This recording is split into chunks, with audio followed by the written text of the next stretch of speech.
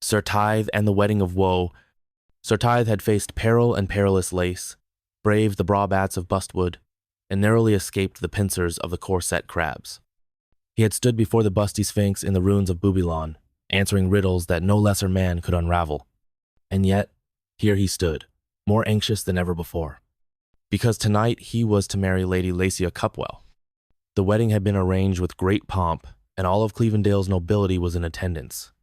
The drapes were embroidered, the altar stood beneath a silken arch, and the very air smelled of rose-scented starch. His closest allies, Marlowe Quickstitch, Dame Threadbare, and Buttons the Squire, stood by his side, prepared for a night of merriment. But there was one looming shadow over the affair, Lady Veronique Lacewrath, an old flame, a dangerous one. And she did not take rejection lightly. A wedding crashed. It began as all Cleavendale weddings did, with a procession of enchanted gowns dancing their way up the aisle, trailing behind the bride like a living train of silk. The choir hummed a melodic ballad on the virtues of well-fitted bodices, and Sir Tithe, standing at the altar, felt his heart pound as Lady Lacia stepped forward, veiled and radiant. Then, just as the officiant began, boom! The great doors of the wedding hall burst open, the hinges straining as Lady Veronique Lacewrath stormed inside.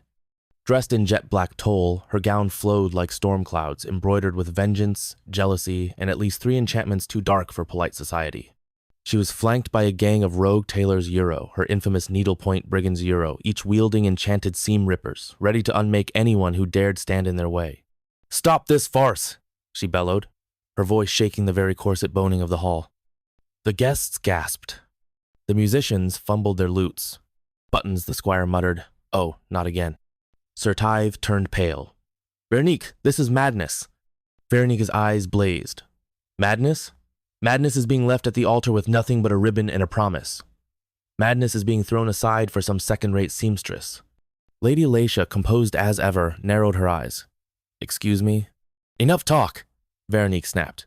"If I cannot have you, Tithe, no one will." With a flick of her wrist, the needlepoint brigands charged. A brawl in brocade. Screams erupted as magic needles zipped through the air. Enchanted pincushions exploded in puffs of stuffing, and the elegant wedding hall became a battleground of fashion warfare. Sir Tithe drew his enchanted fabric shears, deflecting a spool of razor-sharp thread aimed at his throat. Marlowe Quickstitch parried a rogue tailor's seam ripper with his trusty, stitch-hardened rapier. Dame Threadbare, as fearless as ever, used an entire curtain as a makeshift net, ensnaring 2 brigands in a tangled mess of embroidered regret. Buttons the Squire, lacking any real weapons, grabbed a wedding cake tier and wielded it like a shield. But Veronique was not yet finished. She strode toward the altar, her dress billowing like a storm, arms raised as she unleashed a hex of unraveling. The very fabric of the wedding hall shuddered, the banners fraying at the edges, the gowns of noble women loosening at the seams. And worst of all, Lady Lacia's veil dissolved into threads, revealing her face. She was furious. "You dare ruin my wedding dress?" And with that, she charged. Lacia launched herself at Veronique, wielding a pair of steel-tipped knitting needles. The two clashed mid-air, spinning across the hall in a whirlwind of lace, satin, and fury. Veronique sent seams ripping toward Lacia, but the bride dodged, countering with a flurry of precision stitching that resealed her own gown before a single thread could fully come undone.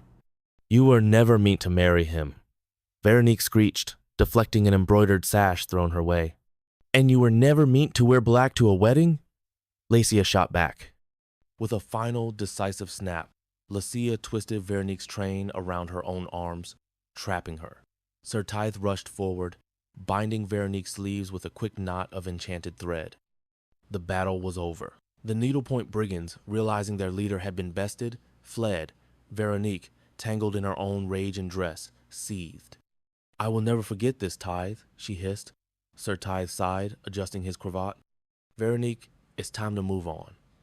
The fallen noblewoman snarled, but before she could reply, Dame Threadbare shoved a handkerchief into her mouth. Happily ever after, mostly. With the hall cleaned up, the wedding resumed, albeit with fewer guests. Several nobles had fainted from the sheer scandal of it all. Lady Lacia, despite the battle, looked more radiant than ever. Sir Tithe, shaken but relieved, finally said, "I do." And as they shared their first kiss as husband and wife, Marlowe Quickstitch raised his glass and said, "Well, that was a wedding to remember." Dame Threadbare nodded. "Could have gone worse." Buttons the squire, licking frosting off his fingers, mumbled, "Could have gone better." And somewhere in the distance, the busty Sphinx chuckled in the ruins of Boubalon, knowing that Sir Tithe's greatest adventures were far from over. Epilogue: The Lacewrath Oath. Somewhere, far from Cleavendale's grandest wedding disaster, Lady Veronique Lacewrath sat brooding in the dim glow of a candlelit tailor shop. She had been untangled, but her fury remained knotted tight. The needlepoint brigands had scattered, her dress was in ruins, and worst of all, she had been bested by a seamstress. A commoner. A knitting needle-wielding commoner. She clenched the remains of her shredded gown, her mind racing. "Tithe thinks this is over," she whispered to herself, voice trembling with a mixture of scorn and ambition. "That they think this is over." She rose, gliding across the room, her tattered train dragging behind her like the remnants of a forgotten legend. She reached for a spool of ebon thread, a fabric so dark it swallowed candlelight whole, and began weaving. Thread by thread, her revenge took shape. She would not settle for another petty wedding disruption. She would rise again, and when the time came, Cleavendale would know the name, Lady Veronique Lacewrath, Weaver of Vengeance. And her next creation, her greatest masterpiece, would be stitched not with thread, but with retribution. To be continued?